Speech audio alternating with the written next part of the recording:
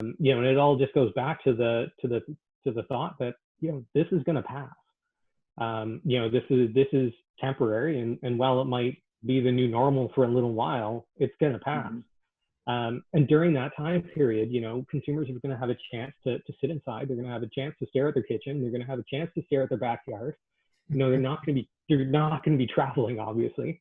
And that's not going to be the case for everybody, because there is a lot of layoffs. There's a lot of people that are going to be in dire situations as a result of this.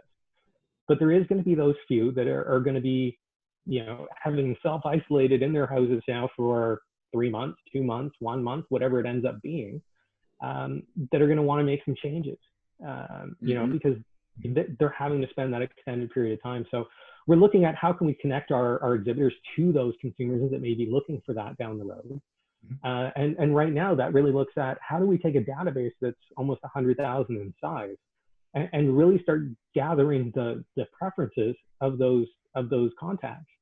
And how do we talk to the consumers to explain to them, the impacts that shopping is having right now, and the whole thought process of like supporting local and shopping local.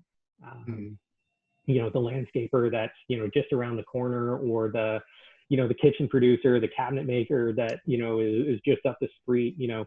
How do we highlight those unique individuals and those unique businesses to those consumers? So we're spending a lot of time right now trying to talk to the contacts and to really gather what is it that you'd like to see, what is it that you want to learn about, both from a content perspective and from a potential vendor side of things. So you're sitting in your house right now. What do you want to learn how to do while you're there? Do you want to know how to paint better? Do you need to know how to cut lines and cut paint on the trim? Do you want to know how to build a deck so that when this is done and you can get outside and really get your hands dirty, that you have the basic skills to be able to do it? But taking those preferences and then really utilizing those to deliver a compelling message that's relevant to the consumer, that includes some of those vendors that can help support them.